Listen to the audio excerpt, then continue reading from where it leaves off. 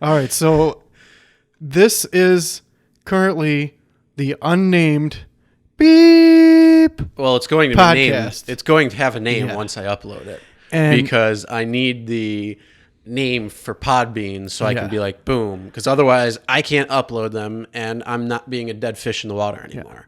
We're getting this shit up there. And So, I'm you're Chris Macklemore. Macklemore. Okay. What a charmed life I must lead. Okay. You're Chris. I am. And that must mean that I'm Aaron. Mm-hmm. All right. I think so. So this is the Unnamed Podcast with No, Chris it will and be. Aaron. Well, when you hear this, it is going Yeah. to be named. We're going to because- edit over it. No, I'm not going to post-produce it. Oh, yeah. I mean, the only thing I'm going to post-produce is noise canceling, so then it's going to sound really nice instead of that Yeah. that you hear, which that probably might even get noise canceled out a So little bit. behind the scenes, we were talking about early childhood development. Yeah, we're not going to, yeah. You think that we should get a guest that does not have children. That is a No, I think is that's specialized. I'm sure they're out there. Oh God, of course. There's gotta be a I mean, ton do of you them. know how many people are out there Uh-huh. that are like specialized in something, Yeah. yet they don't have firsthand Yeah. experience of it. They've just like studied people who have. Yes. And it's like, you can't do that. No, I'm not a doctor, but I play one in real life. Hi, I'm Dr. Drake Ramore. There was a doctor there was a fake doctor. Did you read that article about that kid? Oh, there's been a few. Yeah. He was But like no, a that young that scammer. was from Friends. Oh, yeah, for When sure. Joey was Yeah, playing Dr. Drake Ramore. Drake Ramore from I don't know, whatever stupid Days of Our Lives or whatever show. I think that was what it was. So we should get an expert on early childhood development that does not have kids. Yes, and see Just- how accurate that may Yeah, be. how ironic of you. and then we'll get a guest who has Yeah. firsthand knowledge and experience that would make a great go back and forth, because I'm sure there'd probably be quite a few fights. Oh, it'd be great. Now, also, there's been a lot of research into childhood development, early childhood development, but I mean, is anyone really an expert? No. How could you be? Because here's the funny thing. Like, I took childhood development in a psych course in college years ago, and everything that they talked about has been like added to or changed or redrawn. So it's like everything you learned changed. Oh, yeah. Because right now, I mean, the whole thing with they're saying like you don't, or everything you are as a person. So like your entire developmental ability is already done when you're born.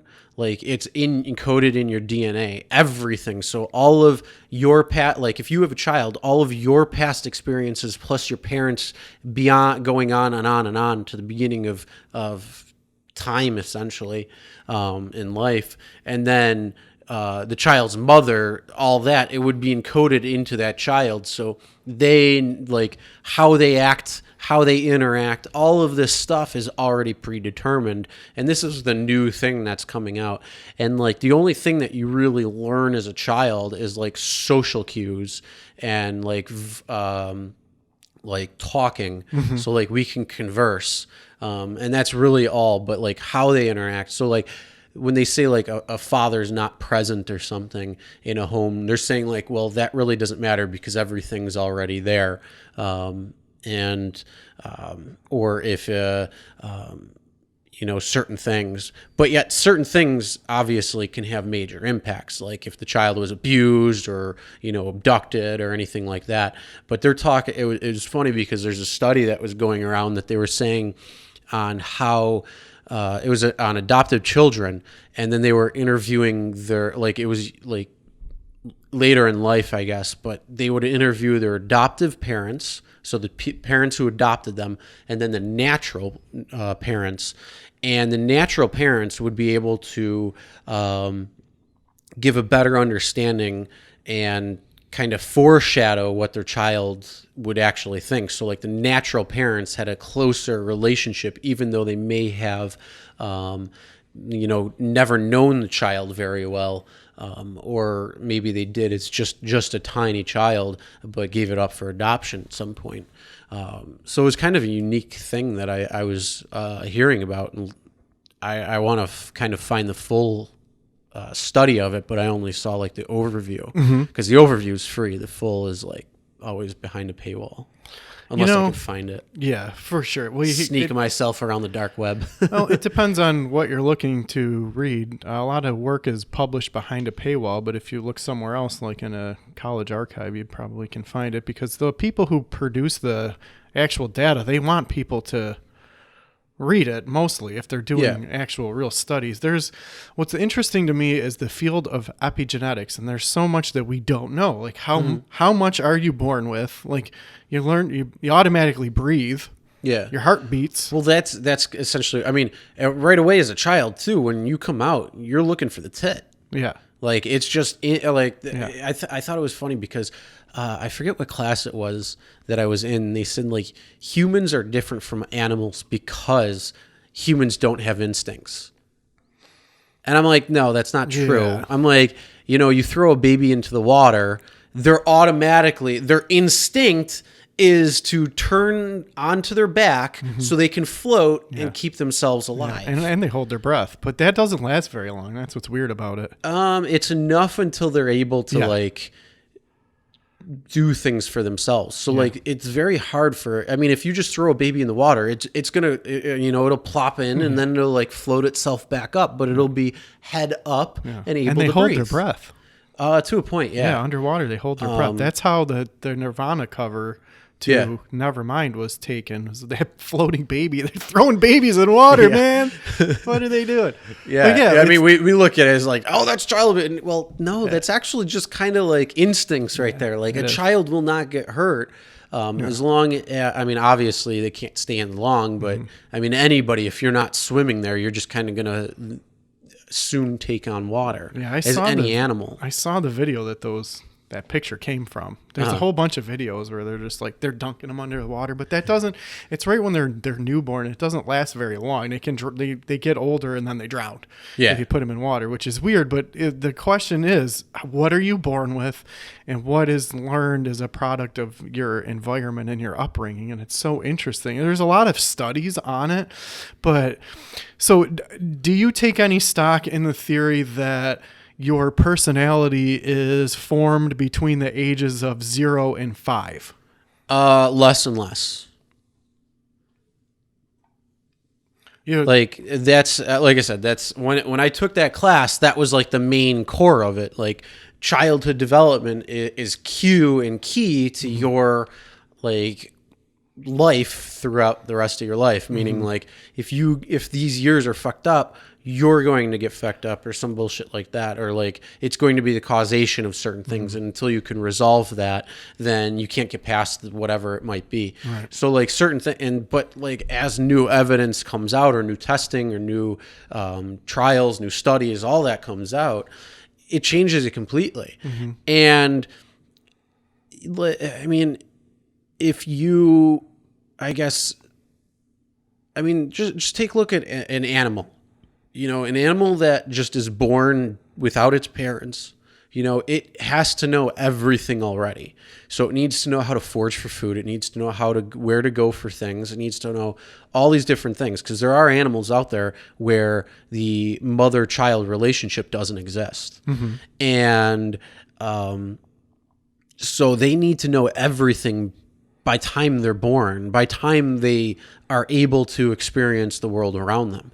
Yes, I believe that there's some things that influence you, but I mean, if you want to take a look at it, like we have two different brains, and they work together. But when one is shut down due to a certain reason, then the primal brain comes in. So I think the primal brain's fully formed, and that's where your genetic background, so all of your parents' experiences and their parents' experiences and generations of experiences are encoded into the primal brain, and the frontal lobe, where that's your learning cortex and all these things, your logic and reason, things along that nature, starts taking over and mostly defines how you interact with the world around you when you learn things. And I'm talking about like language. I'm talking about, just overall. But when you shut that part of the brain off due to fight or flight or whatever it could be, you're going back to the primal part, and your just interactions are going to be much different at that point, where it's going to be almost more instinctual versus logic or reason or whatever. Because if you talk to people who've been through very traumatic experiences in terms of where they had to get in fight or flight mode, and I'm talking about like animal attacks or something where not like a car attack, a car crash, because that's much different. But when you need to do like a true fight or flight, everybody says almost the same thing, where they're like, I don't know what I was doing. It was just action. Like your brain just shuts down, so it goes into that primal. So I believe that certain things can play impacts, and I think large, major impacts can have huge influences throughout the life, whether that be a brain trauma or a childhood trauma or something, in terms of, maybe there was like a child abuse case or, rape, something along that, where it can have serious impacts on you and then change your entire brain chemistry to something completely different. I think that can, and then even, like I said, brain trauma too, where part of your brain isn't functioning properly anymore and it has to rewire itself differently, can have a major impact on things. But in overall, I think that it's showing that less and less is being decided by your early childhood experiences and what's going on, what you're learning, versus what you've been passed down. Well, that's what the theory is. The 1 to 5 theory is that you're taking cues from your environment and people around you, and that is when you develop how you're going to react to things. So if you are watching someone else that in adversity, if there's some kind of negative, adverse event, if you're watching your parents and they're throwing adult temper tantrums, then you're prone to throw adult temper tantrums because you're learning from them how you're supposed to react to things. And that's, or if you're getting negative influence, you're getting yelled at or screamed at and you're not, you get traumatized. That's the theory.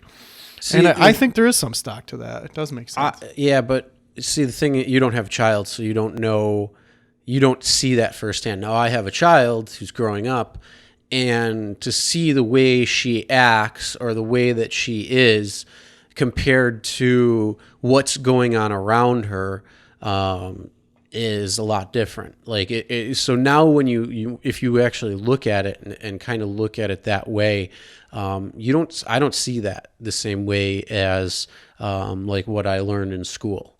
Like it's so different, and then each child is different too, case by case. You try to formulate these theories and these ideas, and sure, it sounded good because it was a brand new field of study.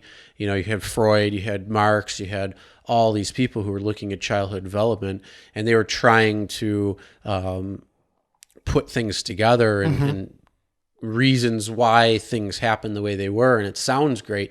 But once you start getting into studies, you start getting into real world experience, and you start being, and especially when you start being a parent, you can see it a lot differently. And I don't think that they're necessarily fully right. I think, like I say, certain things, yes, and a very traumatic experience, say, maybe you got real sick and it caused brain trauma, or you actually got injured and it caused brain trauma, whether you're young or older. And then certain key events may have impacts that were almost to the point of brain trauma, but shifted your brain's function just in general.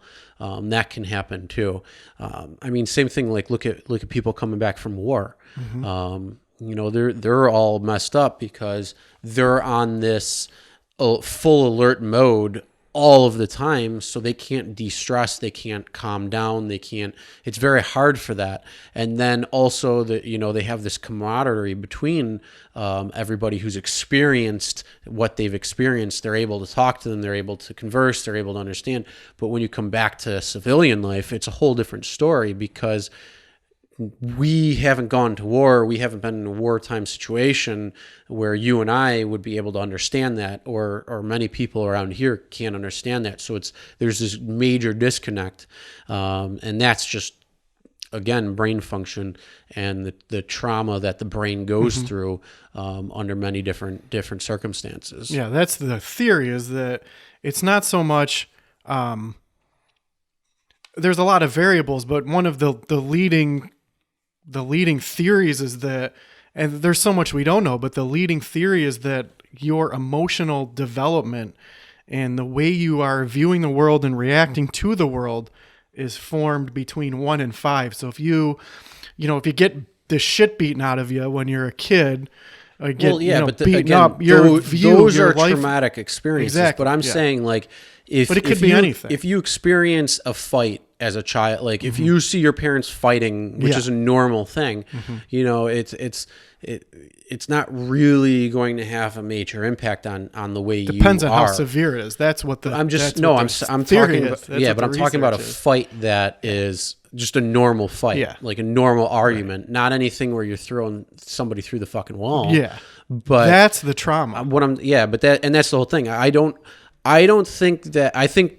you are born with all of with how you're going to act, how your personality is. Everything's already with you when you're born, but traumatic experiences are what causes shifts from that. Yeah.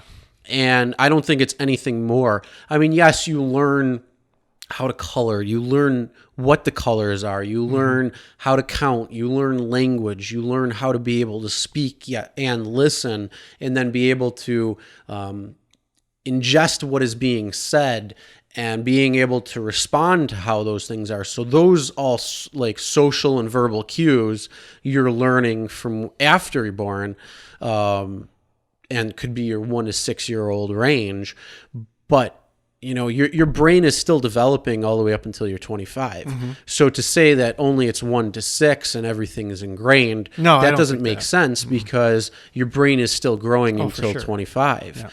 Yeah. And you go through these stages, and that's what it is. You know, you go through these stages. So again, these people who came up with these ideas and these theories, you know, they've never really were able to test it. And now I think you're going through a lot of testing, plus you're going through new theories and new ideas that challenge that status quo. And it's, you know, it's the same thing as like history. Yep. You know, Göbekli Tepe.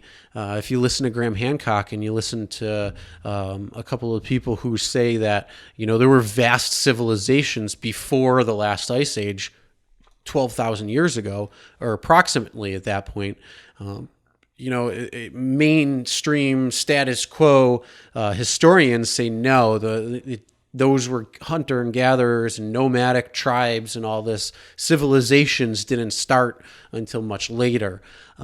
So there's this disconnect on things, and I think people are now, like, we're in an age or a time where we can take all of what we've learned, and because of technology, because of a lot of different things there, we're able to test these theories and kind of shy away from certain things. And it's the same thing with, like, nutrition. You know, what you learned 10 years ago is completely shifted to today. So, you know, if you wanted to do, like, the way to lose weight was work out, high protein, low carbs. Low to no carbs, and then, like, you had the Atkins diet, which was one thing, and then you have, you know, keto. Now you have the keto diet, you have the low carb diet, you have the elimination diet, you have the meat only diet, or the carnivore diet. You have all of these different things, but the thing is, then they realize, well, each person's different, each person reacts differently. So again, it's the same thing. You know, it's all these different crazy things, but they're all interconnected some way, somehow.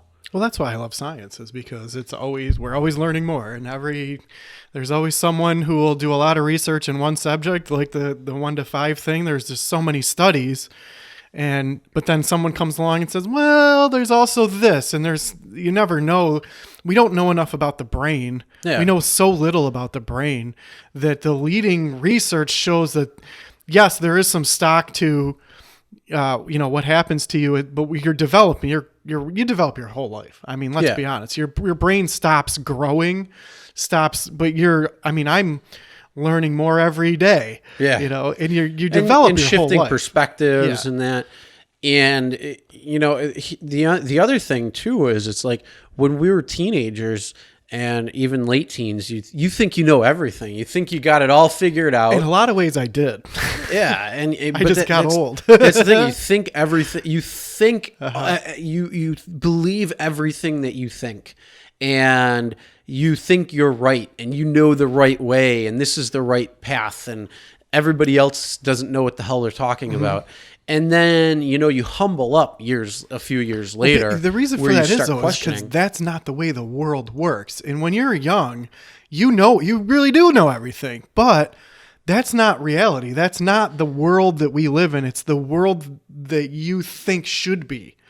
But there's so many variables with human beings, and we get old, our bodies break down, and we're taken over by greed and materialism and disaster. Here's the thing: you can't say though that we think that's the way the world should be, because I think my brain from back then, I was 100% right about 90% of the things that I thought. But it's the Star Trek theory. It's not reality. That wasn't the way the world works. You can't say that, because what is the right way? Well, nobody really knows what the right way is. You could be like Lord Vulcans and think that all logic and reason is the only way to go, but yet that's not the case. I mean, even look at just the way the world is today. In the U.S. you have a democratic republic system. In England you have a monarchy / democratic system. In the Middle East, you have a more dictatorship, and that works in each of the areas. So I mean, you go to like Iraq is a perfect example. Saddam Hussein, whether you think he's a horrible person or not, he kept that country together. There were a lot of multi-different thinking radical Muslims. There was like peaceful, like there was a whole bunch of different variations of Muslim in there, like the Shiites, the Sunnah, or the oh my god, I'm gonna fuck that up. The Sunnis, the Shiites, all of the different groups and different sectors in that, they were all there. That's what's causing problems in Iraq right now, is there's all these people trying to get for power, but under Saddam Hussein, everybody was kind of united under one. And they kind of fell in line in that. So whether you want to say he was a good guy or a bad guy or not, he did keep that under control. And maybe that part of the world, that's the type of system they need, instead of something like our system, where our system is much different. Maybe down the road with many different generations happening, like, you get different norms, then you can kind of like level playing field everything. But it's different. Even take a look at Russia. Russia's a very hard place to live in because of the environment you're in.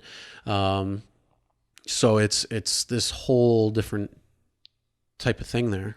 Well, I think back when I was a kid, of where I think my brain far exceeded the capabilities of human beings. Was I would think of like, you'd see on the news, the oceans are ridiculously polluted. And now, again, this is in the 80s. So things are a lot worse than they were with pollution than they are now, because they have made some kind of rules. But I thought, well, why don't they just have these giant machines that just suck up everything in the ocean and clean out the water, and we could all have, like, my brain just thought things that weren't possible in reality. In that aspect, yes, you have that. Yeah.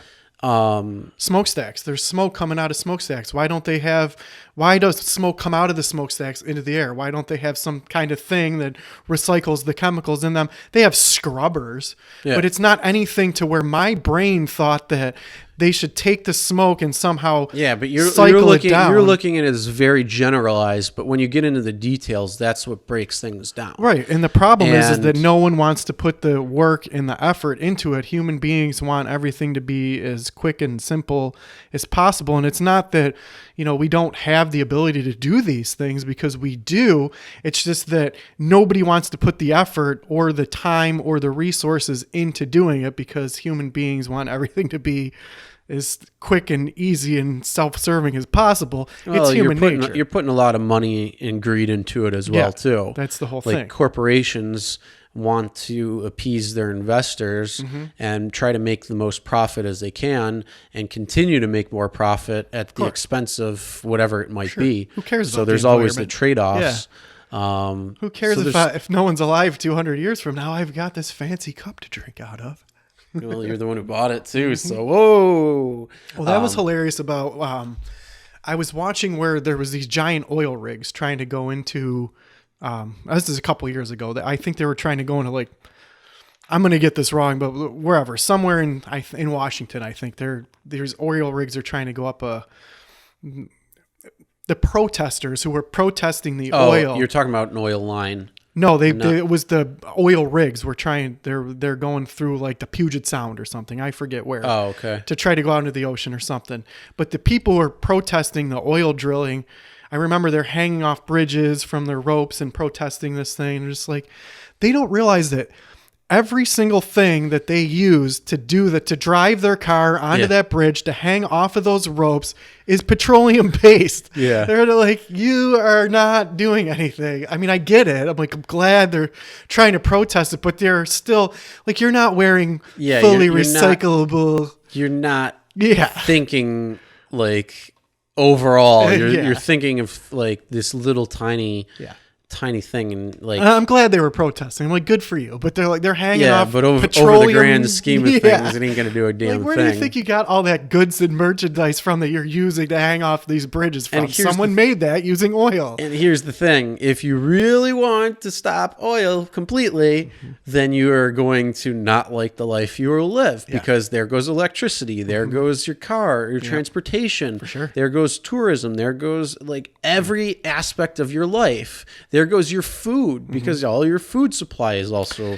And again, we have the technology to implement all this stuff so that we can get off of oil, but the amount of resources point. and effort is too vast for us to just drop everything we're doing now and make the effort. We have the technology To a and the point, knowledge. Sure. the only thing you could do, I mean, you'd have to phase it out first. You can't just immediately end here and start something, because you'll have this large gap. But I mean, you can. It's just that you'd have to start phasing things out and then shifting and then phasing the other. And Oil is so convenient. We have the infrastructure. We have the resources. We've built up so much of it. hemp is amazing. This is why is hemp still illegal in some areas? It's insane. Like, I can make hemp plastic, I can make hemp ethanol, I can make hemp clothing, it's so freaking versatile, and it's so fast growing that you can literally change the world with hemp. But there's so many industries it would disrupt. Yeah. So like the textile industry, which was a big component of why it was illegal. Just plastics in general, even fuel, all this stuff. That makes perfect sense. But Plus again, you can get high. yeah. Why? I mean, you tap a hole in the ground, you've got some bubbling crude, and why would you take the time and effort to call the soil and grow the hemp? And Oh, did you know? hear the new conspiracy that's No. going on about oil? tell me all about it. So I don't know how new this is. I heard this a little bit ago, but so they say that oil is as plentiful as water is, and it just keeps renewing itself, and we can just keep pumping it, and it's all a lie that it's not renewable and that we have to find new areas to drill in. But yet all these oil spots are able to produce enough oil and continue. And it's like once we spike into it, it'll just keep flowing like I don't know. Well, that makes perfect sense for sure. And it's like Right next to the Earth is flat. it's like, oh my God, that's not how it works. No. And then they provide like these details and like to try to get their point across. And it's like, no, that's not how it works. No, of course it not. takes, or they say that it happened, or no, it might happen very quickly. Like they say like, it might take millions of years. Like the current theory is that I guess you could say the current theory, the real true theory, current theory is that it, like grass and animals and plants and trees and all this stuff, gets covered by the soil and gets covered by rock, and then over millions of years, that turns into oil, and it takes millions of years. But these people are saying that, oh no, it's much quicker than that. It's very sorry, it's very simple to do, and it's like, no, that's not how it works. Sorry. And then my other favorite one is the air is all in our jet planes, so everything's driven by air instead of fuel. That's a funny one right there, and I'll wait until Aaron gets back to talk about that one. Oh, but that one's funny. He's coming back, so I'll kind of start. The other one is the air in the airplanes instead of fuel to be able to fly the planes. That makes perfect sense. It's just compressed air that Yeah. flies those things around. Everyone knows that. So they say like the way the fuselage is and the amount of fuel that you put in, like there's no way that it could. Yeah. Of course. It's a compressed air in there. Yeah. Everyone knows that. Yeah. A friend of mine got hoodwinked into believing a guy that sulfur is the way to cure any illness. Ooh. And Yummy. yeah, It's so good for you too. Yeah, you need to eat massive amounts of sulfur.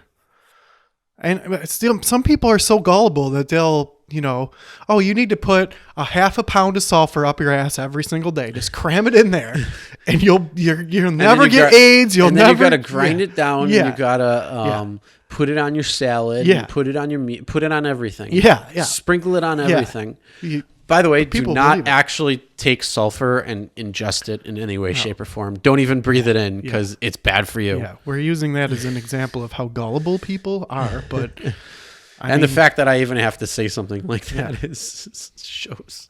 yeah, a friend of mine is just like, oh, have you heard about sulfur is the cure-all for everything? It showed me this article. So it turns out, and it's just a bunch of bullshit. I'm like, I go, this is snake oil. And like, snake oil, where do you buy snake oil? No, snake oil is a fake product that's not real. Like I had to Google snake oil. Technically, the oil that we got in our cars and everything else could have snakes in it. I mean, It's true. a very small amount, but it could have some snake in it. So snake oil could be a real thing. For sure. How long do you think that it took to? I was at the gorge the other day. How long do you think it Niagara took Gorge, to carve the Niagara Gorge? since the last ice age, How long ago was that? like 11,000 or so years ago. 1,000 years, not millions of years? No. Wow. That's pretty quick, relatively quick to carve that gorge out. Not too bad. Wow. The are you talking? Wait, where are you talking about from? From Niagara Falls, From where it is currently to where it used to be? well, the depth of it, like, so it had to start out as a stream. No, it was always falls. There's where the plateau is. The original plateau is where the falls used to. That's where it started, Okay. and then it gradually over time went back to its current position where it is Okay. now. So How long do you think that took? since the last ice age, 11,000 years? about yeah. That's not very long, So considering the that's- amount of rock and gorge that's carved out down there. Yeah, but it's it's. I mean, we slowed it down to where it's not going to move now. if we kept it going, it will start turning into like the falls would go away. It would erode almost like a leveled up, and then it'll turn into like a rapids. Yeah. And then it'll. But yeah, it's not just a gentle decline. Yeah, it's not. So Niagara, yeah. I mean, there's wherever the original. I can't remember where the actual original plateau is. But yeah, it moved back since that point, and that's where it started, because that where the original plateau is. So like where you got Upper and Lower Mountain, that's the plateau. And if you trace it all the way along to, so it's near Lewiston, right in that area. So if you trace it, the falls went back, and then where the whirlpool is, that whole area where it's carved out. So if you ever look at the map of falls, or if you know, it went back this, and then it hits the whirlpool, and then it transitions to a different way. So where that whirlpool is, they say that area carved out very quickly, just because it was shifting positions. So all this whirlwind of water and all that just carved out everything in there, and kind of just ate away at everything. But the rock isn't that hard. That's why. So that's why it's gone back so far. Well, when you're down there and you look at the giant boulders that are down there, there's a rock that stands straight up, and it's probably 30 or 40 feet high, and you're like, wow, look at this. How did that get there? That's really interesting. Mm-hmm.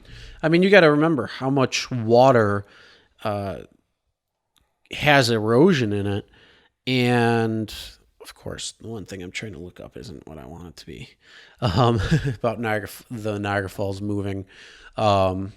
No, I'll have to show you off air, because I can look it up then.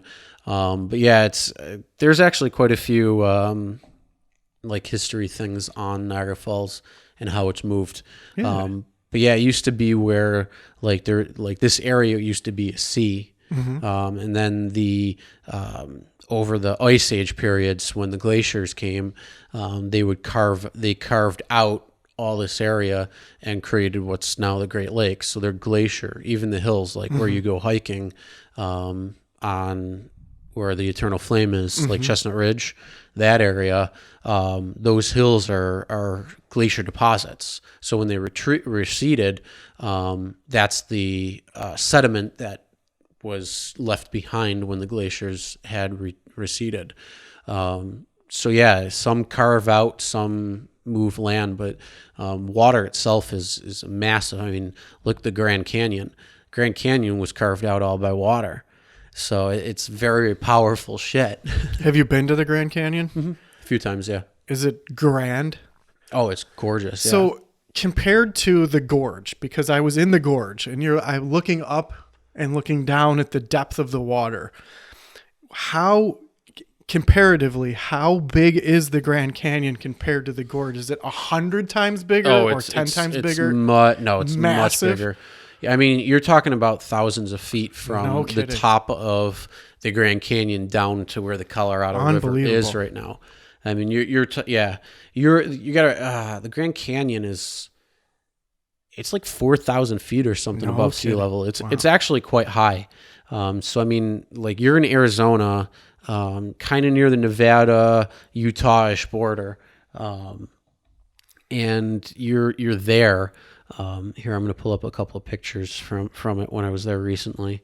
But yeah, you go down thousands of feet. It's not like it's here. I think it's like 180 or something feet drop. So the gorge is just a tiny crack in the ground compared to the Grand Canyon. That's what I thought, but it's unbelievable when you look at even the gorge from the falls is unbelievable. Like, nature's crazy. Like, a crazy nature. Yeah. I'm like, wow, look at this. Found all sorts of fossilized rocks down there with you can find little fossils of plants that were probably alive a million years ago. That picture won't do it justice, but that's at the South Rim. That's like probably one of the most popular sites. Wow, that's unbelievable. But yeah, I mean, that's how huge. far of a distance that is. That's gigantic. Oh yeah. So the gorge is probably only this much deep of one of those walls. The gorge is probably that much. Yeah, it's That not makes sense. far. Wow, unbelievable. Like, here I zoomed it in a little bit to give you a little more wow, perspective. that's unbelievable. Yeah, it's pretty wild. Hold on. Let me get a good picture. Here. So that's us standing at the top of the South Rim, and That's huge. Wow. so it's I mean, it's grand. That's pretty It's grand. Not. It's not. I'll have to go to there someday. That's Yeah, exciting. it's really cool. I mean, it's a cool spot. I want to see if I have a really good. I know I have like a panoramic shot somewhere, and that'll put a little bit more perspective. And of course, the last time I went there was with my ex-girlfriend, so all these pictures are popping up with that. Yeah. I know I have a Oh, here we go. There it is. So this is a panoramic view. Hold on, it's loading. All right, perfect. So that's Unbelievably massive. See, I have a good frame of reference because I was just at the gorge. So yeah. just for a frame of reference, like in this picture, the gorge is only this big. Like it's not very deep compared to the grandeur of Well, the Grand Canyon. let me show you, and I'll show you another thing. That's insanity. There's a picture I have that where you see down is not like it goes down further. Like the way it looks, it actually goes down further than where it is. Yeah, for sure. So I got to see if I can find that picture because that was pretty wild. So along the same here it note, is. Chris, how come you're not in line to die on Mount Everest right now? Do you know about that? Because I don't want to. I'm not looking to die. Yeah. So okay, so here's the top of the Grand Canyon right here. Down here in the center there is where the Colorado River cuts through. But like right here, it looks like it's almost done, and like that's kind of like where it joins, but it actually drops It's even even further deeper? than that. Yeah, it's crazy. Like you can't actually see the river from that picture. Wow. Unbelievably massive. I'm gonna have to go there for sure. Yeah. Oh, it's gotta wild. go there. It's amazing. And then Sedona is not that far away, and Sedona is gorgeous. That's like the Red Rock Canyons and stuff. Oh, it's crazy. So right now, there's like I think the death toll is up to. There were 7 people. Now I think it's up to 10 now who've died on Mount Everest because there's like a line to get to the top of this mountain.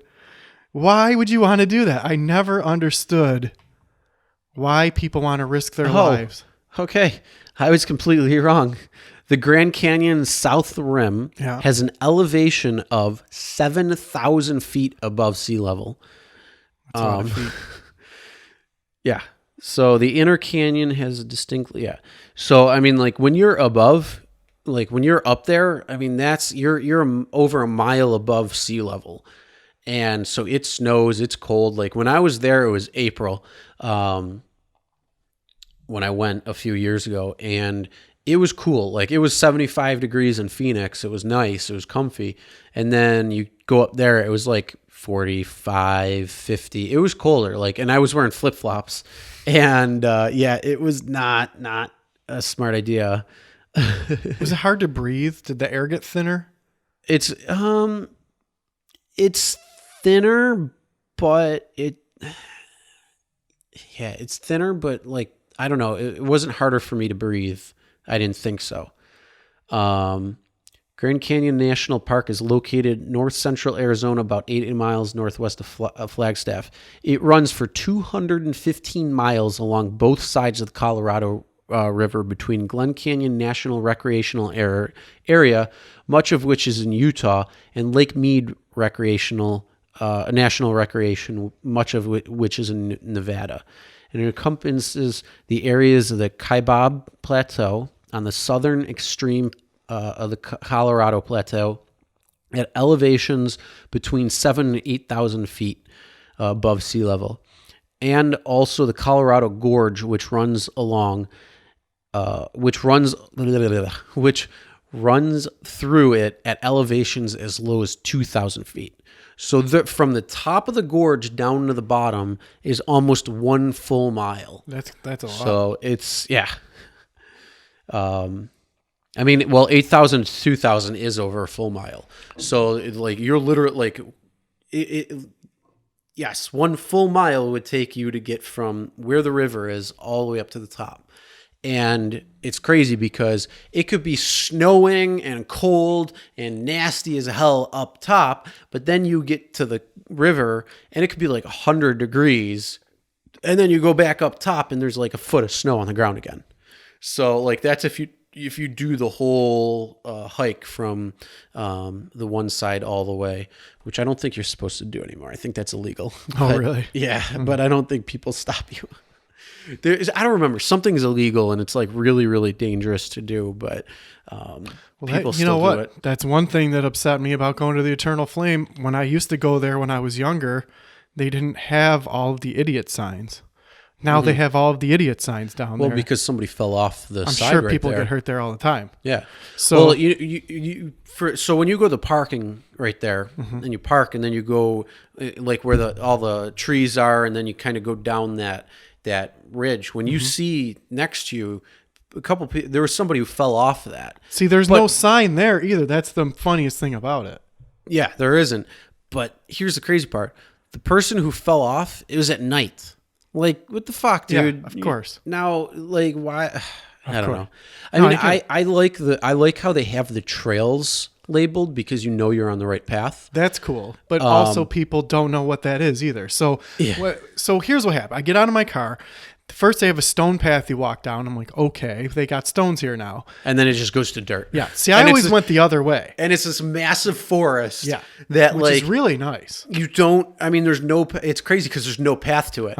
Like you just kind of start walking, and you're like, oh, there's a sign that says the Eternal Flame, and there's the sign for the other 2 trails that you can go. And it's like, all right, where am I going? Yeah. All right, perfect. Like that's good because when you come up to that thing, you're like, you're just in this like forest. Yeah, you're in the that's woods. like a few. It's like a few football fields in size. So it's like.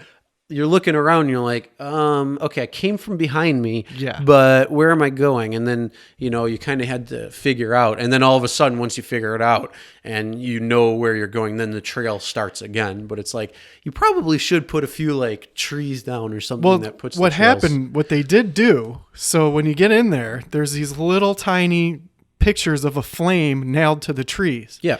But people didn't know what they were. Like, what? What are those little tiny flames that are nailed to the tree? And that is the sign that shows you the way to the eternal flame, but there's nowhere that says these little flames on the tree is the eternal flame path, follow that. Or if there is a sign, people didn't see it, so nobody knew that those little, which I'm glad that there is markings, because once you know where it is, you can follow the path to the eternal flame. But then you get, well, I mean, I kind of think that's null and void because there's a big giant sign in the parking lot that says Eternal Flame. Right. And then it says follow the signs. Right. But if you go in the other way, I never went to that parking lot before. I went down the road. Oh, you're not I going park down at the road and then go around? I went that way. So this time I did park at that road and I saw the sign, and that does give you a little idea of where the trails are and stuff. And it might say on there, follow the little flame to get to the eternal flame. Now, how did you like going that route versus the parking lot? I like the parking lot better because it's a longer walk. Okay. The road, from the road end, Uh-huh. it's longer. I like it better. So you like the road versus the parking lot? Yes, because when you go to the parking lot, you walk down stones, and then you're in the mystical forest, which is really nice, by the way. Yeah. Then you walk along the edge of the thing where there is no railings or anything, and you can look down into the gorge, the little tiny gorge there. Yeah, where I and can see where people it's about a 100-foot drop or yeah, something? you definitely die. Maybe a little less. Yeah, you're done if you fall off that thing. And then, but there's no sign there that says don't fall here.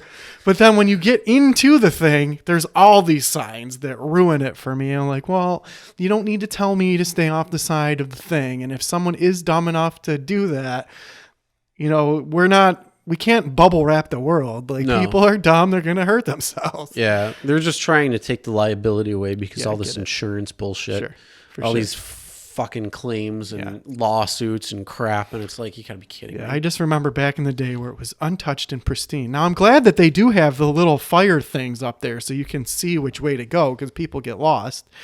Now my other question is, who do you think was the first person to discover the flame? Like, how did you figure out that there's this little tiny hole that you can light natural gas on fire and there's a flame in there? I don't remember. I knew what it used to be, but I don't remember what it is. Do you know the discoverer of the eternal flame?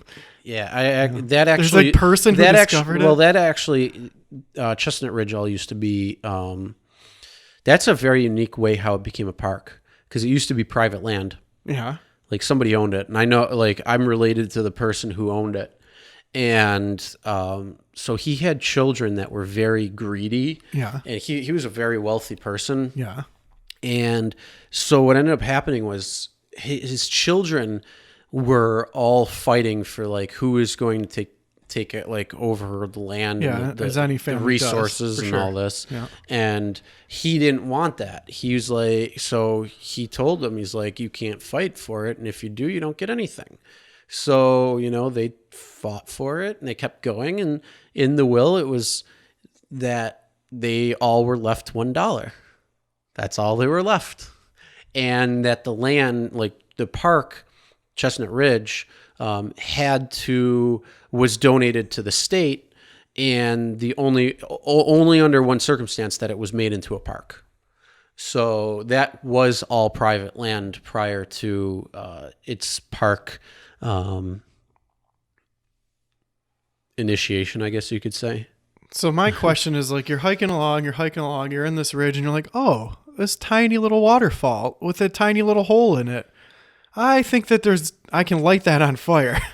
I was like, who discovered the flame? I don't. It's Well, so interesting. they knew it was a natural oil. Yeah. Right there, and I mean, so logic. there's some things behind Like, it. Yeah. oh, I can tell that there's methane coming out of the ground here. It's very interesting though, and I didn't know that it's the only thing like that in the whole world. And I do like hiking there. So whenever I go for these walks, and then you come back into reality and get back into society, and you're just like, everyone before making some kind of major decision should just go for a hike in the woods. Because you get out of there and you realize the absurdity of society. Like the insane things that you are worried about day to day that don't make any sense and don't make a difference in your life that's what I've really been thinking about a lot lately. I know I've said this before, but what are you going to do with your hands and your opposable thumbs in your life? Like, that's what I've really been thinking. Like, human beings just do all sorts of crazy things with their Let's opposable kill it all. thumbs. Kill Yeah. everything. Nope, definitely don't want to do that. See, I'm on the opposite of that. Plus, You'd be the person who'd pull the trigger on the bomb, probably, right? It's no. like, Well, it depends on what was going on the other side. yeah. See, me, I think that they take all the weapons apart, please. I don't like it. No, I'm trying to find. Okay, here we go. So from Niagara Falls, it's a 188-foot drop. So from the top of the falls down, it's 188 feet. So it's really not that much. Well, you know that because of that one time you went over it in a barrel, right? I went over it 3 times in a barrel. Shh! Don't tell anybody. Well, the first 2 times. Is it? It is. Yeah. It's actually illegal. It's actually illegal to go over the falls. I think you have to get a permit or something now. You have to get a permit to go over the Here, falls. here's a permit to your death. Oh, my Enjoy. Lord. Yes. So you're going down 188 feet. That's it. That's all that it is in the gorge, from top down to the bottom. Yeah, that makes sense. To where the river actually is after Niagara Falls. So you're going, not a lot. No. You go to the Grand Canyon, you're talking about a lot more times than that. Thousands of feet. Well, what did it say? It was 2,000 feet? No, it went like your elevation at the top is anywhere from 7,000 to 8,000 feet, and the lowest that the Colorado River goes is around 2,000 feet I above see. sea level. So Gotcha. you have a 5,000 to 6,000 foot difference between the top of the canyon down to the river. Unbelievable. And that was all carved out by water. Yeah. That's what, when I was Over down there. millions of years, of course. That one was much longer. Yeah. But just unbelievable. Crazy how nature do that. Mm-hmm. So, yeah, what I was asking before, right? This is an article in the New York Times that says British climber dies on Everest as traffic jams, toll rises to 10. So 10 people have died.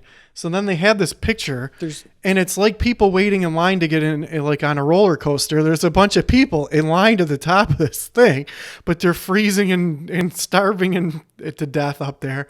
But every time the first person to climb Mount Everest, you're like, yeah, I did it. I'm the first person ever. But after that, someone else did it, like already did it. Why would you want to? I never understood why people want to climb up that thing. Well, it's a thrill seek. You think so? You know, it's for me. I want to go to the North and South Pole to say that I stood at the top and the bottom of the world. It's not. That's cool. Like, I don't give a shit that other people have done it before. Yeah. Like, that means nothing to me. I didn't do it. Yeah. So I can say that I stood at the top of the world and I stood at the bottom of the world, and I took 24 steps to make an entire day, because each step is an hour. All around. So the like you world. can do all these crazy things. Yeah. And that's what it is. Like, it's personal experience. Uh-huh. So I mean, like, you looked at the pictures of the Grand Canyon, you're like, oh, I gotta go. But how many millions of people have gone there? It's the same thing as going to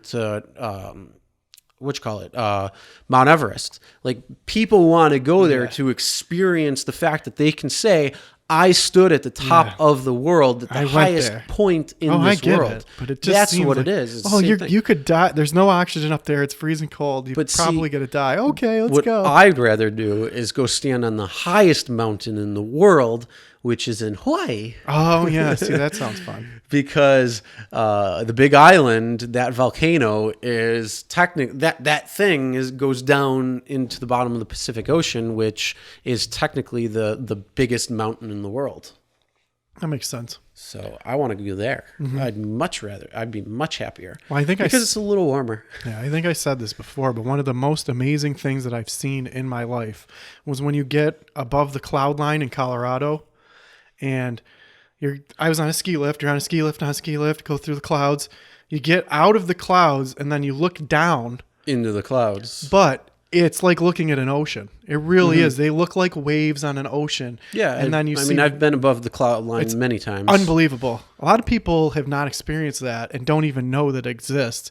And standing on the top of one mountaintop and seeing the other mountaintops here, there. Every time you fly, you're above the cloud line, you can see it. And Yeah. it is a unique perspective. That's true. Yep. Yeah. So it's very unique. I mean, obviously being out in the open is much different than being in a plane, Yeah. but it's still the same thing because It is. there's windows all over the place and you can see. Yeah, I So forgot it's about pretty airplane. unique. Yeah, looking down at the clouds from the airplane was pretty awesome. Mm-hmm. But standing out there looking from mountaintop to mountaintop was one of the most surreal things that I've ever seen in my life. It's awesome. So I've been thinking, like, in my life, like, so go to your office job and do this and accomplish that, and it's not reality, man. boring. Yeah, not reality, man. Like, that shit's boring. Yep. Yeah, fuck that. I'd rather have fun. I'd rather enjoy. Yeah, It's so much better. for sure. Yeah, I can't find the Niagara Falls recession. I'm not looking at the right thing. Oh. It's going to take me a few more minutes to actually be able to look through it and to be able to talk. That's why we need a young lad or lasses here to look up our stuff when we need it, For sure. and then project it onto a unseen TV at this moment because we don't have one yet. Oh, for sure. Our studio is growing. Oh. It's getting better and better. Do you want a TV to go like right there? Do you think? No, not Okay. there, because if we if we have anything on YouTube that's on YouTube, we can't show it. Yeah. Because we'll get hit with a copyright strike. One thing that I never said that I want to So, say right now. Probably right there where you can't see it. Cool. So all you'd have to do is look behind, And then you or can just switch it. or we can have two TVs where Yeah. I have mine there, you have yours behind me, and then that way we can look at it and be like, "Oh, cool." First, that I want to say, you did an awesome job at designing this table and designing the American flag there Oh, thank you. and the whole decor. I think it's great. You did a great job. It's awesome. Well, thank you. And this whole scenario that you have down here is really cool. I really like it, and you did an awesome job, man. Second of all, Niagara Falls history. It is estimated that 12,000 years ago the falls was formed. Yep. Very awesome. That's not a lot of time. The falls themselves were always around. Yeah. Like for a long, long time. Yeah. But what we know as the falls, when they started receding backwards, that was since the last ice age. So if you look at the length of where the falls start here and they go zzz up to here, right? And that gorge is carved out. Yep. Only 12,000 years when you're down there and you look at the massive rocks that are just it's carved out. It's if you look at it, It's not a long time. It's not that it's not a long time. It's actually probably about the right amount of time. Like to me, It's exactly the right amount of time. To me, I don't think it's a mass effect of amazement that I think the it's falls went back that far in 12,000 years. To me, I think that's like, because if you know what the rock is, if you understand the geology of the area, if you understand how it is, it makes sense that it does go back that far. What I think is more amazing is the fact that we've stopped the falls from naturally progressing backwards because of the amount of flow that's diverted from Niagara Falls. So they're going to the power stations both in New York and in Canada. So it's a much different scenario at that point because we don't see the full amount of the falls. Like we don't see what it actually would look like. The power. Yeah, the power behind it. And then, like I said, if it continued to recede, it would then trickle into a rapids, like a fast moving rapids, and then all of a sudden it would steady itself out because everything would go. But yeah, you got 4 Great Lakes emptying all of their water into that lake, into Ontario, which then goes into the St. Lawrence back and then into the Atlantic. So it's a pretty unique it's real structure, cool. Yeah. because all the lakes are combined through river systems. So essentially they're emptying themselves out. Yep. That's the freaking crazy part. I read something how long it takes for that water to recycle itself, but I'd have to look it up. It just, geology and nature. It's awesome. What if you were alive when they actually turn the falls off? That'd be something to see. From what I heard, they might be doing that soon. Really? Yeah, they might be. I think they were talking about the American Fall, like closing the American Falls off real quick to do restoration. Oh, and just divert it over to the Canadian side? Yeah, so they did that once before, and there's pictures of people like walking on the rock there, and I mean it's pretty wild. Like I would absolutely go there and get a picture, because I mean you can't. I mean, how many people are going to be able to say that they're able to stand where this massive amount of water system goes through? Like I don't know the last time you've been to the falls, but I was there last year. A couple of friends came up who haven't been, like one person was there and his family wasn't ever there before. So, we went up there, and I mean, I go up there probably like once or twice, like once, maybe every 1 or 2 years. And it's just a phenomenal thing because of the sheer amount of water that's just flowing over.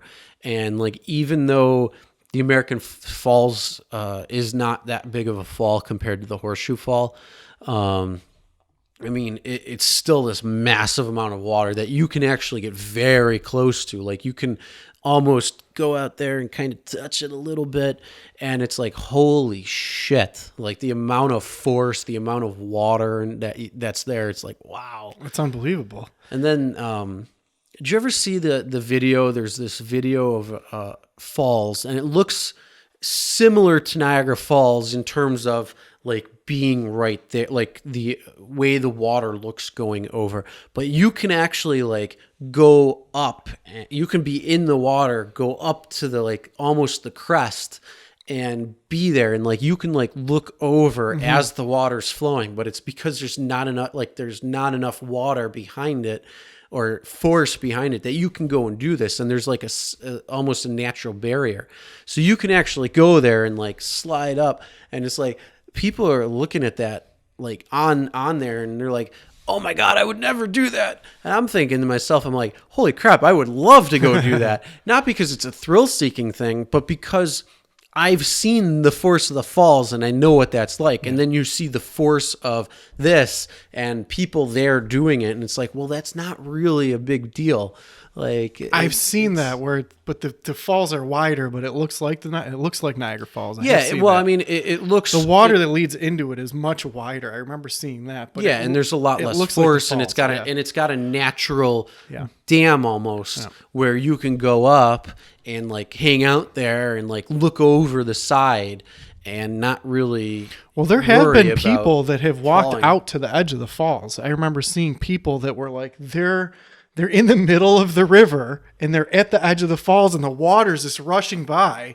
And if you're not anchored or, you're done. And they're like clinging on for dear life. Well, yeah, but they're out there. That's they have different. To throw a rope out and rescue them. That's different. No, I'm talking about the fact that I forget what falls this is, but this is an actual fall where you can be free. Yep. You could free ball it there and not really care. And like here, you can't. Yeah, like the you can force is waddle just out there. so great. Yeah. Like you're done for if you even got swept. Like there was that person who fell in and they did like a major effort to try to get him. And then there was this other person who fell. Like there's some bad stories even recently about what happened there. But yeah, I mean, if they ever block off the falls, I'm going right there. Oh yeah. I'm going to walk on that rock. I'm not going to give a shit if it's allowed or not. I'm going to walk on that rock. The other thing is cool is going to see it in the wintertime when the falls is frozen. That's something to see. Yeah. Well, it's cold. Okay. So it's not actually frozen for anybody who thinks the waterfall does not freeze. The falls do not freeze, but there is a lot of ice around them. And it's just a really cool sight. So it's not like the falls stop flowing. No. Like let's not. We don't want to mislead you. There's a lot of mist that freezes and makes giant icicles, but the water still really flows. cool. It's like this. It's almost like this plume at top, and then it's just got these like rigid, these crazy massive icicles. Oh, it's crazy! It's so nice. Cool. It's cool, and they light it up. They light it up pretty. Yeah, they do that all year round. Yeah, so it's a nice area. And there it is. That's right where I was. Oh my goodness. That's it. Yeah. For anybody who's watching this on YouTube, yes, here is a picture of the falls. And anybody who's listening to this, go on our YouTube and you can see the picture of Niagara Falls on our tapestry that I got for here. That's a nice tapestry. I didn't go to the falls for the longest time. And now, past couple of years, I've been going there because it's nice, and we do live near a natural wonder that we should go and take advantage of as much as we can. So, to all you listeners out there at home, I know it might be scary to venture out into the big world out there, but you should go somewhere where there's nice scenery. And if you live in a city, drive to somewhere, look up some place that's cool to go to, suggest in the woods, some kind of natural environment to get out there and just go and recharge your batteries because it's worth it. You got to get out there. You can't be cooped up. People can't be cooped up in city life all the time. It's really good for your mental health. You'll feel a lot better once you get out there and just get into nature.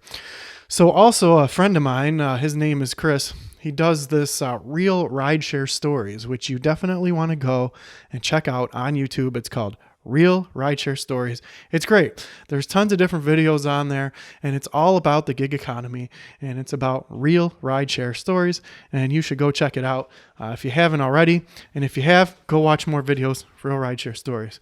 So what I was saying is everyone should go out into nature because we get so caught up in our lives of where, I've got to acquire this and I've got to do that, and my brain says to do this. We can't go into nature. Do you know why? Why? Because it'll kill us. Everything is out to kill you for sure. 100%. I almost got killed to death in the gorge when I was down there. And do you know how? You got mauled to death? By a snake. There was a giant snake down there. I had made it all the way down to the bottom, and I didn't even see the snake. My friend that I was hiking with and his daughter said, "There's a giant snake," and it was a huge snake. and it was there. There were actually 2 of them, and it tried to kill us.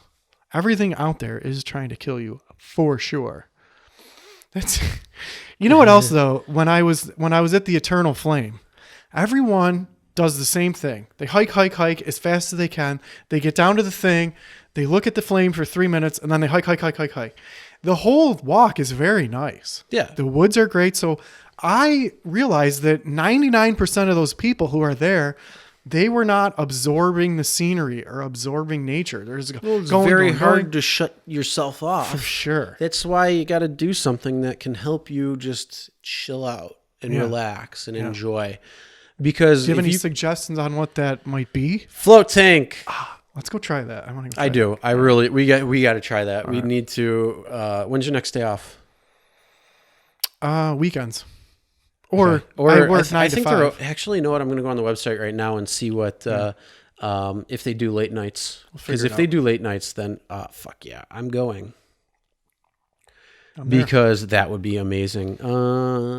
It is float tank. So I wonder how many places I've been in my life where I wasn't really absorbing what was going on, surroundings. Where what I mean is, I was in my head instead of just experiencing life around me. I wonder how much I missed out on just by thinking about other things and not being in the moment. I don't know. What I've been really trying to do is just... I mean, that's the whole thing. I think a lot of people do. And you know what? I think even the people that like kind of continue like not necessarily paying attention to them or to what's going on around them, I think they're still taking it in to a point. Yeah.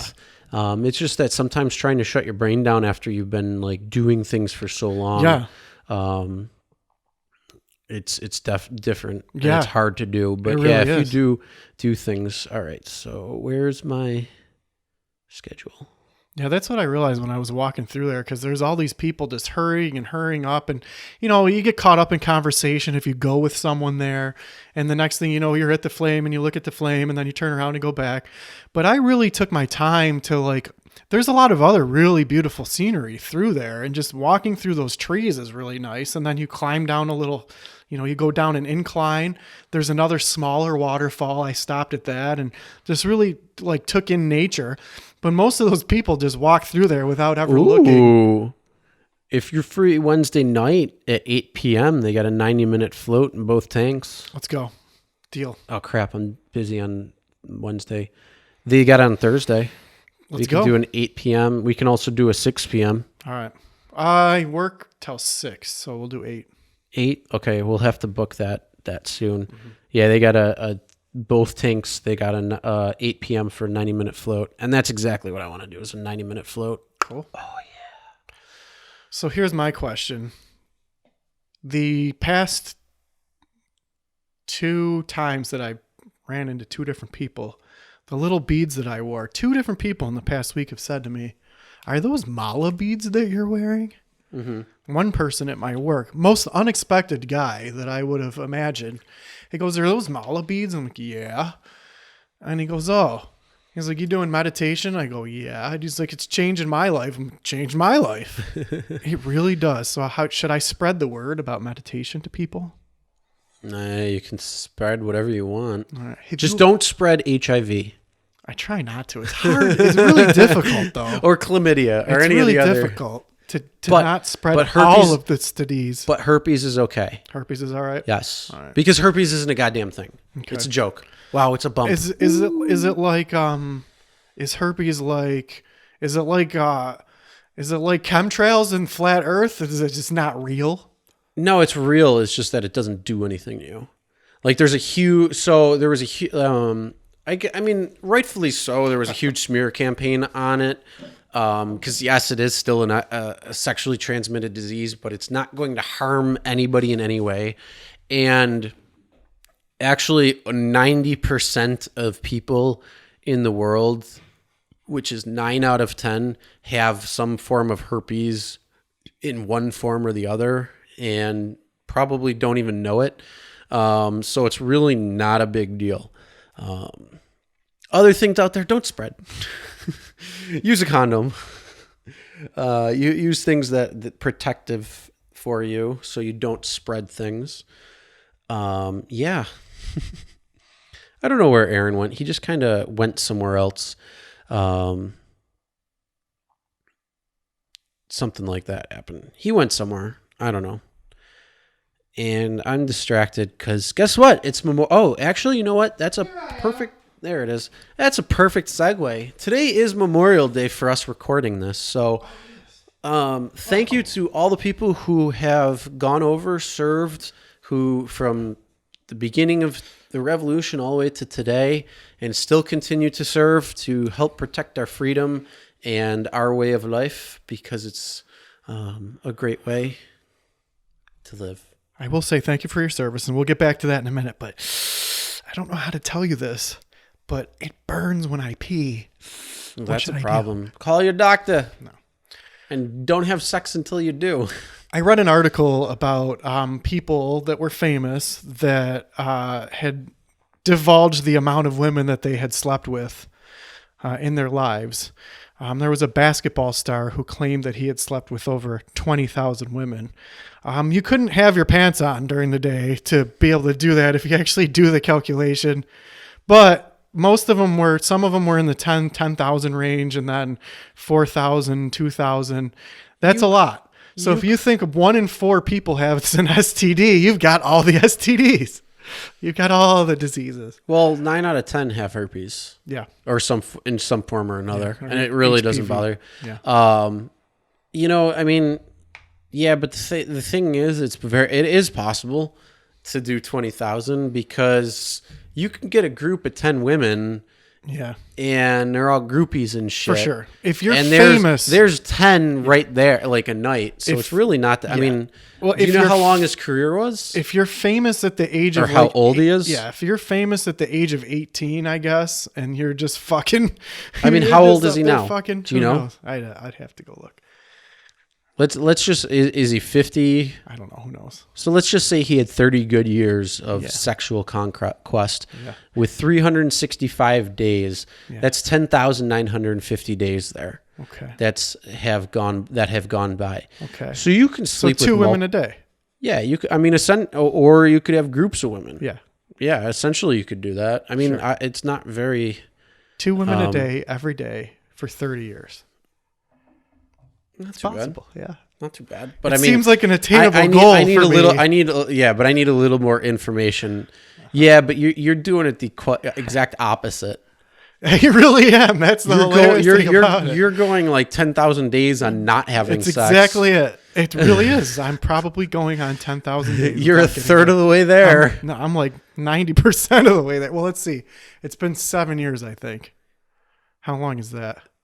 Well, we just did 30, so you're a quarter of the way there. You're you're about 25% of the way there of sexless days. I think I can do it. When this dude was fucking like 2 women a day. 2 women a day. Yeah. 2.1 women a day. I'm doing, 0.1? I'm doing the exact opposite of that. I'm breaking the opposite goal. That's great. I think I can do it. Why would you want to? Good God, man. Go have sex. It seems icky. Shut the fuck up and go have sex. I guess. Jesus Christ. You know, again, let's talk about Maslow's hierarchy of needs. Sex is at the bottom. It's one of the most basic needs of life. Definitely is a basic one. I'm working on that. Work on it harder. Right. It's very easy to go have sex. All you got to do is literally open up your app, swipe right, they swipe right, you start talking, and then literally go out on the first date, and the question comes up, your place or mine? Yeah, and then you go fuck them. There are local singles in my area that want to meet me. There are, yes. I know, I get that all the time, too. The weird thing is I get ones from Abu Dhabi and Dubai who want to meet me because they have $10 million. That's great. Hold on, speaking of that, I got this email. Well, but I took away from the Veterans Day or Memorial. What is it? Is it Memorial Day? Memorial Day. So today, yes. But so this is where we honor all the men and women who fought for us, though, right? Yes. Okay. So I took away from that, and I don't want to take away from that. So I want to say, thank you for your service. Thank you for our freedom. We have the freedom to do this podcast right now because of the people that fought for the freedom for me to be able to talk into this microphone. So I say thank you. Plus the freedom of speech. Yeah. That is under attack. It again. is definitely under attack. All right. So maybe we should have said this at the beginning of the show, like as we do everything, is that our thoughts and opinions may change every single day. So just because I say something on here today does not mean that is a thought of an opinion of mine tomorrow. So please don't get on the internet and start who cares? being a negative person. Hey, here's the best thing. A troll. Is that what they call them? Yeah. Be a troll, because you know what? You're still listening. Yeah, you're it's still true. watching, and that Yeah. means ads are playing. And guess Yeah. what? That means we're getting paid. So thank you, trolls. All right. So listen to this. So I get this email on one of my one of my email addresses, and I just kind of can't help but laugh.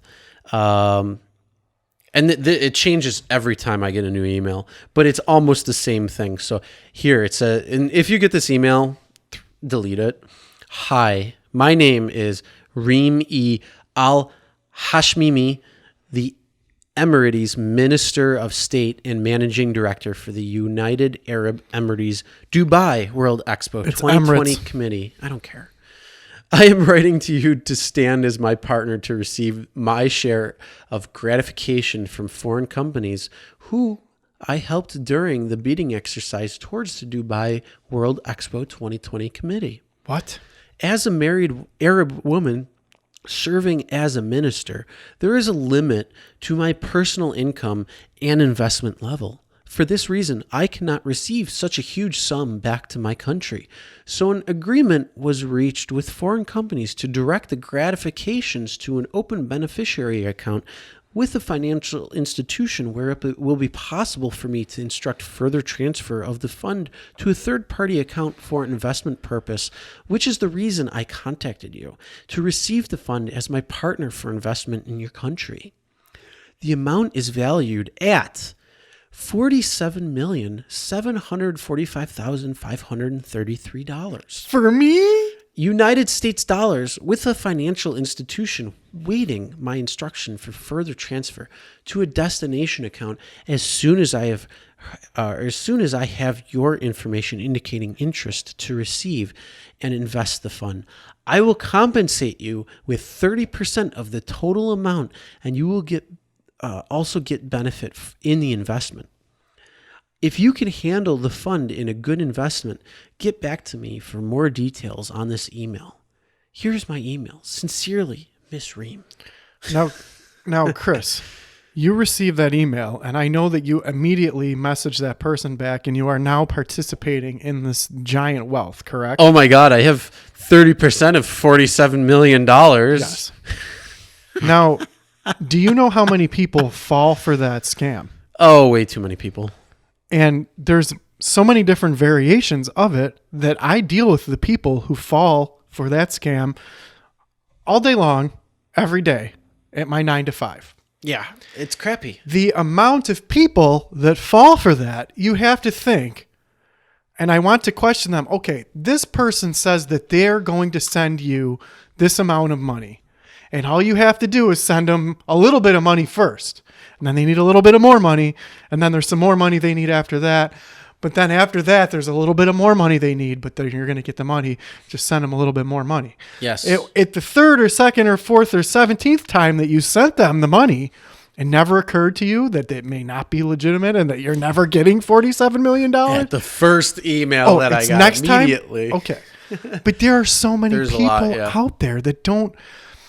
How did you learn not to fall for this? That's my question. How did you learn not to fall for Because I heard the about it scam? a long time ago. Like, Okay. I've heard about it from people who are making fun of it and all that.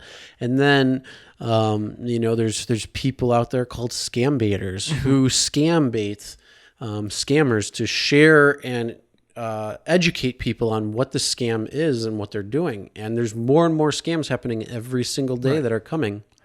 Well, And so there's a Roku scam, there's the IRS scam, there's the text scam, there's a security key scam, there's all these different scams, which I guess is a perfect segue into the fact that we're expanding beyond just our podcast and my other YouTube channel, Real Rideshare Stories, which you touched upon when I decided to go to the bathroom. But It's a great channel. thank you. But we are also going into the scam baiting arena of things to help further educate and basically educate people on what scams are and further waste scammers' time so they can't scam somebody. And there are some great ones out there right now currently doing it that all are just funny. The more the and, merrier. Yep, and they're the more the merrier. It's an arena that I don't think can be oversaturated because there's too many people that do not understand what the scams are. And we're also going to do it a little bit differently too. So yeah, we're gonna call some scammers and we're gonna mess with them and we're gonna waste their time and we're gonna show it all to you on YouTube. But we're also gonna kind of go into the scam itself for those who don't necessarily see the full scam unfold. So we want to kind of dive into what the education behind the IRS scam, behind the Social Security scam, behind the those types of scams, so we can help the print scam. All the different scams that we come across. So we want to be able to also help educate you. So we're going to talk about it in almost kind of like a sit-down podcast format like this, probably in this exact arena. Yep. But we're going to actually sit down, talk about it, go over it, and educate you. But yeah, we're also going to call some scammers and waste their fucking time and laugh our asses off. So that's going to be the best part. Well, it goes back to what we were saying of the intelligence when I was young. Like I look back at my thought process when I was younger, and yeah, there's a lot of stupid things that I didn't know because I didn't know the way the world really worked and the world existed. I only knew the way I thought it should be in my head. But connecting your brain and making it a reality is very far between. Elon Musk is working on that with the Neuralink, but the way I thought in my head was logical, and those were pure, this is the way things should be, but it's not the way that the earth is, right? Yeah, but even that, it doesn't matter because you can think logically, but you're still under this realm of belief that like somebody could call you up and say, hey, I'm calling from this, and they could hit it right on the nose. Oh, sure. And sound legit or look legit, and then they're just fishing for information, and you give them the information without actually thinking about it. And that's something that needs to really be looked at and thought. Well, the print scam has been around since I was young, but I thought, well, when did I learn to? I just knew not about scams. I don't know why. I just knew that there's no print's going to leave me a ton of money. No, I mean, no one had to teach me that this is a scam. Back in the day, Baba Watas, she was doing Dateline specials on 2020. I remember. And I'm Baba Watas. Yeah, and that's I forgot all about. And that's probably where it came from because that's I think where I learned about some of those scams. Yeah, I don't know why I just because I think it's the same thing with you too. You probably heard it in the news at some point. So sometimes the news is good when they actually do news. Sure. Other times it's just horse shit. It's just Jerry Springer's show. And, that's kind of the one thing that we really want to make sure that we drive home is the fact that we're able to talk about many different issues and really dive into it and not necessarily married to our thoughts or ideas or beliefs on a certain topic, but at least we're able to break it down, talk about it, go a little bit further, and really penetrate the topic. Okay. So is that what you're leaning towards? Yeah. All right. Well, that's just in case if we do deep penetration, deep penetration podcast. Maybe we should crowdfund the name. Well, I'm going to send it to a couple of people that I trust because it's a good way to get insight from other people. So speaking of insight, maybe I should. So internal penetration. Yeah. We go through life and someone else decides what they think that we should learn. And maybe there's a group consensus generally, but most of the time it's just this is the way it's always been done, and we're going to continue not always to do that. the way it's been done. That's why they invented school boards on the same exact reason. Yeah. And so those people then decide what you learn and what you don't learn. Yeah, but once you learn how it actually works, you're like, oh, they're not doing anything innovative. They're mostly just taking existing things and reworking it. So, and I get it. I understand. But if you are taught a certain way that this is the way you learn, this is what you need to know, and there's no other way that you even know about, what I'm getting to here is that what I've been doing is doing this meditation for the past probably 6 months now. But really, you have to think, no one ever just...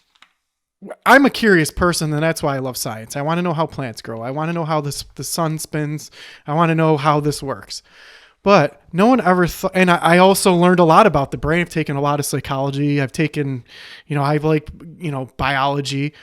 But no one ever just really thought of the nature of your thoughts. So I really have been looking at an alternative way to think. And when you show me brain scans of people and say, well, meditation helps your brain, and because I'm a science guy, I'm like, okay, well, if you prove it to me and show me that people who meditate But how does that have any interaction between education? I'll tell you why.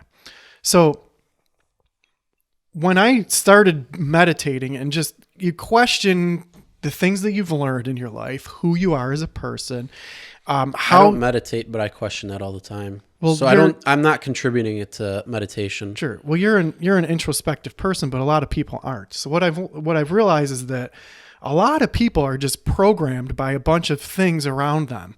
And if you're a person who's horribly programmed and you have horrible ideas, you continue that viewpoint in the world. A lot of people aren't reasonably intelligent and go into situations logically thinking, or at least, observing. They're just programmed. Well, that, and they're married to their ideas. And then if somebody, the thing is, in today's day, it's become so norm that if you have a different opinion than me, then I'm going to double down on my opinion and attack you because my way is right and your way is wrong. Yeah. And instead of us just kind of like agreeing to disagree or listening to both sides and figuring it out that way, people are too married to their ideas and their ideologies, and that when in fact, and that's a major problem with the school system today, because it's you get a teacher that says, this is what you're learning, this is what's right, this is the way it is, and it's drilled into you every single day of your life when you go to school. Now, your parents could fall under that, but they probably, sometimes they won't. Sometimes they'll be much more open. Just go off to school. Someone else will educate you. But that's another problem. Well, yeah, but that's not what I'm talking about. What I'm talking about is parents in general. Yes, sometimes they'll do something like that if they're not evaluating everything around them. But when they are evaluating things around them, they're able to, show them that you can question things and that you should be able to question things and then come up with your own thoughts and ideas that could be different from others. And it's perfectly okay. But when you go to school, this is what you need to learn. This is what you're graded on. The ones who get the A's or the hundreds, they're regarded in a different light than the people who don't give a shit or don't fall in line with what is taught. And they're outcasted as disruptive or bad students, or this is the type of person you don't want to be, when in fact that's not the truth when it comes into reality. And so that's where the school system is majorly failing, because first of all, half the shit that they teach is all bullshit. It's such garbage. And why? It's not even necessary or needed, but yet they don't teach things like financial sense or like common sense or things like that. Do you know how an adjustable rate mortgage works? I do, but I've also had to look it up myself. You should be able to know that or learn that in school. But they don't teach you that. Or even how to get a mortgage. Yeah. There's so much. I mean, we could go on and on about So the holes in our education system. It seems like they keep all of the most important things secret and hidden. Yeah, but what I'm talking about there is the fact that, going back to your thing about being introspective, or even like questioning the world around you, because a lot of people were programmed that way every single day they went to school, starting at 5-6 years old in kindergarten, going all the way through up to high school and college, if they went to college and whatnot, that this is what you need to learn. And this is the agenda we're teaching you. And you don't question it, because this is what's being taught. This is the right, and anything else is the wrong. So, and that's the whole thing. Like, so then your idea or your thought that you had, when it's presented with other information, you're going to double down on that information, or on that first idea, and say, no, this is what I believe. This is what's right. And unless there's a major shakeup to actually be able to exchange that idea from what you believed into a new idea, and that's probably going to be like a big thing that we talked about earlier, like with Göbekli Tepe. I said that wrong. Göbekli Tepe, or I don't remember. But like how that's changing the modern view of how history and how human history was, because we don't necessarily know. And then here's the best part. You go to like a history lesson in the United States is going to be a whole 180 different when you go to Russia, or a whole 180 different when you go to Austria, or, different parts of the world all have history that's different from each other. So unless you know the actual history of what had happened, but that's the whole thing. They want to create patriotism within, or nationalism within their within their historical record. So when you teach U.S. history to the United States school-age child, you're going to teach them the good things about history, but yet you don't teach them about the genocidal craziness that happened between the Native American Indians and the Union itself. So we just kind of ignore that entire part of history, because that paints us, the U.S., bad. Right. But that's actually what happened, and you just want to kind of forget about it. So, like, to me, I find that as a problem, because, they killed a lot of Native Americans because of whatever reason. They thought they were quote unquote savages or something like that. And so they killed them, or they gave them disease or smallpox or all this, that, and the other thing.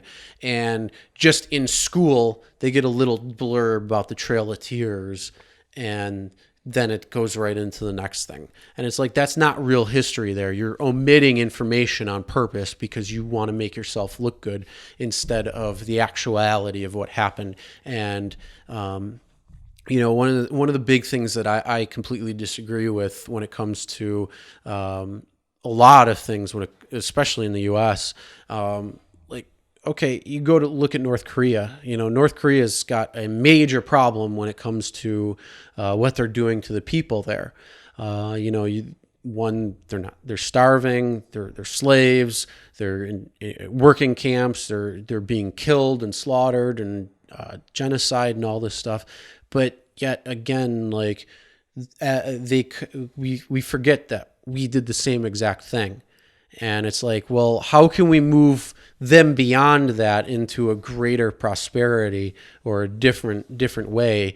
And yet it's just this entirety of things that need to be addressed and need to be looked at, besides just omitting that information, saying, oh, well, yeah, we did that, but we're going to pay attention over here. Like, this is what's going on here. Forget about right there.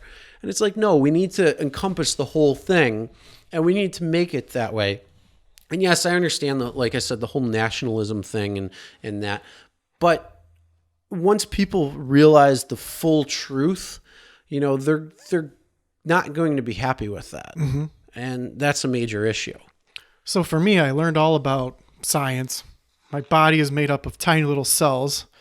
And in school, you learn that the mitochondria is the powerhouse of the cell, and that's so important in life.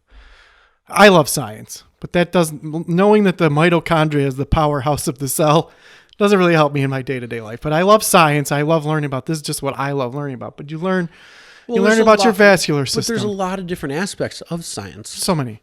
But, And yeah.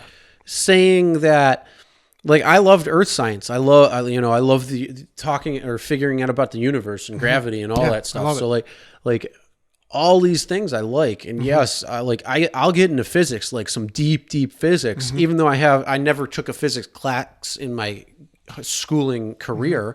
But I'll understand it, and I'll understand the concept behind it. I might not understand the math behind it because, frankly, I don't care enough. I want to know the concept. Most of the people who are in that field don't understand the math behind it. I mean, they have to. The if higher they- ups do, but that's about it. the ones who are There's putting so out much the to know. papers That's the on whole it. thing. Yes. There's so much to know. But I mean, it's to me, it's so interesting. But yeah, like you said, like the breaking down into the cell, and okay, that's somewhat important. But I don't really care, like in this aspect of science, or I like this, I like that, I don't like that, and it's. I mean, that's everything overall. But So you learn to look out at the physical world, and I look at little cells and like, oh, there's little tiny, in the water that we're looking at. Just because we can't see it doesn't mean there's nothing in that water. You look in a pond, and just there's so much to learn about the world, but not once. And then you learn about psychology, where you have, dissociative fugue syndrome, you this or that, you bipolar 1, bipolar 2, and we know a very limited amount about the way that our brain actually functions. But not one time has anyone ever said to me, well, we know a lot about science and we know a lot about psychology, and here's how the outside works, but let's dissect what reality actually is. What is reality, and how are you in relation to reality in the universe? I'm 39 years old, and now the past 6 months, I've really been taking a different path to where meditation does play a part of it. And I just stumbled upon it into my awareness where, someone scientifically showed me that your brain can function better if you meditate. So, okay, I'll try that. And I was on a health kick. I'd try to eat better, try to go to the gym. And then, so I realized that for 39 years of my life, my brain was like a spinning top gyroscope where your thoughts are here, like this, always spinning around. Oh, I'm hungry. I got to eat this. I got to do that. Or I got to find love. I got to do this. well, your brain is the powerhouse to your body. It is the powerhouse of your body, for sure. But no one ever really, I guess it comes down to philosophy and the way that you view life. Well, there's been a lot of different research into this sort of thing too that I never knew about. So I started to think, what is the nature of reality? Although I have a physical brain, how is your brain processing the inputs and the stimulus that is around you? So I just sit down every day for 20 minutes and I just start focusing in on reality. And it does really change the way that I look at the world. And I ran into a friend of mine at work, is the most surprising person, who said, are those mala beads around here? And I go, yeah. And he goes, I was like, I've been looking into this different philosophy than what we learned in school. And I've been looking into meditation and just different philosophies of life. And he goes, it's changed my whole life. I'm like, me too. He's like, I've only been doing it for 3 months. I'm like, I've been looking into it for 6 months. It really does change your whole life because you realize that you're in control of your thoughts and you can control how you react to certain things. If someone cuts you off in traffic, you can get road rage, but how long are you going to be in that road rage? Are you going to allow that anger to fester in you all day? Is it going to last for 5 minutes? Or are you going to physically realize that your brain said that you're angry, you're upset? Then you can analyze, why are you upset? Just because that person cut you off. And eventually you separate yourself from the outside world. And that's where I am now, is just looking at everything around me and trying to observe everything. So what if I threw this at You you could right never now? hit me with that. I'm a ninja. But would you get pissed off though, or was you step no, back? I'm complete and zen, you'd be like- man. No, it's not about that. It turns the volume down. Initially, you'd be like, "What the fuck, motherfucker?" No, so you think that, but I'd probably just get hit in the head and be like, Well, see, now here's the thing, though. But anyway, so to Hold continue, I got one thing. So what happened to me is that now I start to realize I want to be much more conscious of the impact that I have on other people and what you're putting out into the world. And I always thought that I kind of was a little bit, but your wants and needs and your own thought process can project onto other people.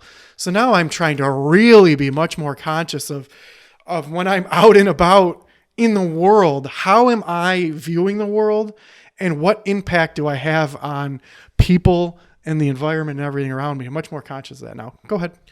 Now, what about though before you would say that if somebody like moved a certain way, you'd think that they were going to punch you? Yeah. Do you still have that, or have you I'm actually getting much better. Okay. That's just one thing. So that's a good thing. Well, let's go to some background history on that. Yeah, and well, we're not going to dive into it All right right, now. that'll 'cause be another We're wrapping cast it up then. right now right. because it's almost time. I got to get going. To be continued then. Yeah, we'll have to talk about that a different time Yeah, because okay. we'll dive into your history a little bit more because Yeah. it is pretty unique and this I have a pretty good story. fog of Yeah. that's clearing of It really craziness and fun and enjoyment and Yeah. 7 years. Meditate. 7 it's been a year long time. the 7 year itch is a real movie for you, or is a real life movie for you now. You know what? It's not even a it's a biological need, and I understand that. But It is. the intensity of that drive is a lot Our less. one friend, yeah, because you haven't had it, and Yeah. and you decided, oh, I'm gonna jack it off, but that's I'm not not the even case. interested Not in the that anymore. Dude, you got low T. You need to I must have you low need to T. start fucking working out and getting that testosterone back up, because otherwise you're gonna dwindle into a little girl. Probably. Toxic masculinity Yeah. alert. I had to Toxic start- masculinity alert. That is All toxic. right, with that being said, though, we're going to wrap this up now. So if you got a quote or not, then you fucked up. You forgot again. That's right. I didn't forget. It's right here. Okay, cool. Yep. Good. Death smiles at us all, but all a man can do is smile back. Yeah, that's a whole quote that we can talk about too, a whole episode with death. All right, though, that's the end of this podcast for today. Again, I was Aaron. You were Aaron. I was Chris. And next time when you hear this, we actually have a name. Right now, we're waiting for a name. We're figuring that out. We got it narrowed down to what, like 5, 4, something like that. So, all right. Have a good night, everybody.